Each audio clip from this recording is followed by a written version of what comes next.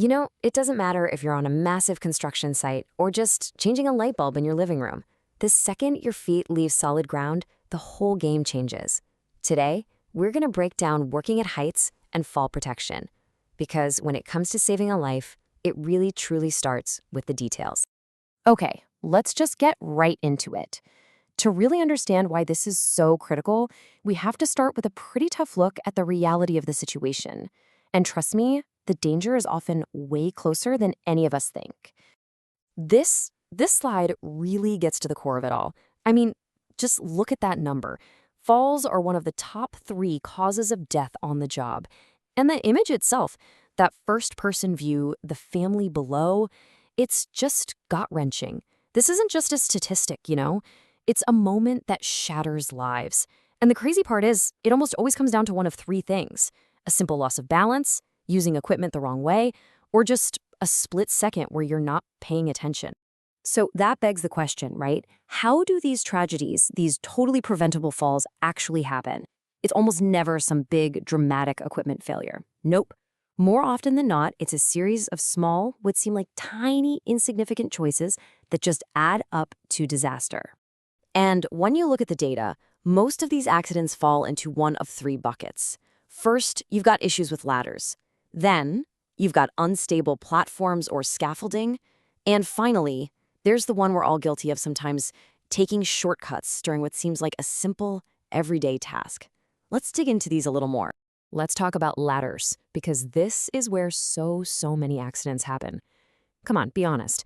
Have you ever been up there and been tempted to just stretch a little bit further instead of climbing all the way down and moving the ladder? That's called overreaching, and it's a classic mistake that throws your whole center of gravity off.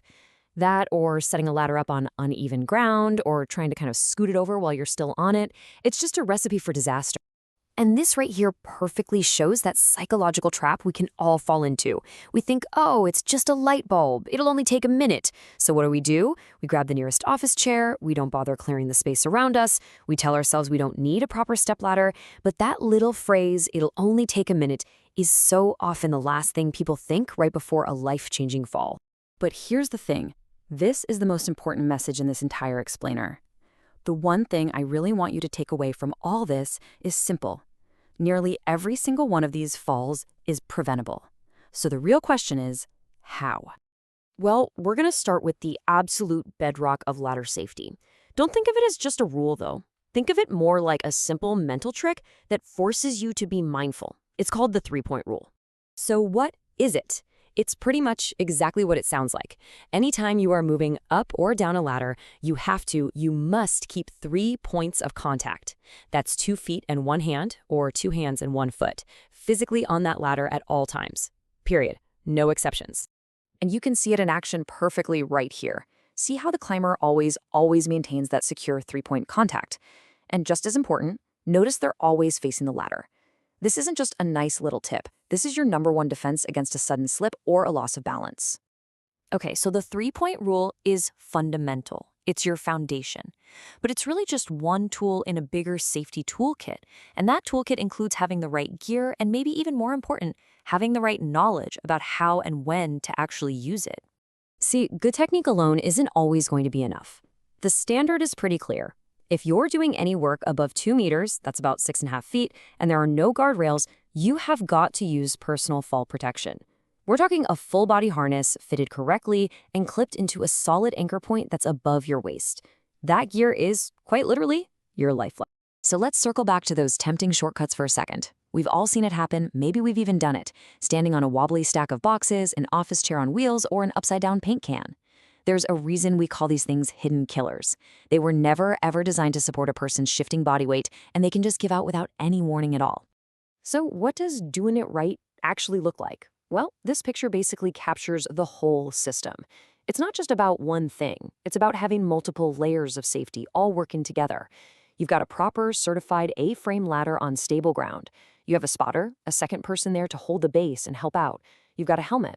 And if the job calls for it, your harness is securely attached to a proper anchor point. That's the whole package.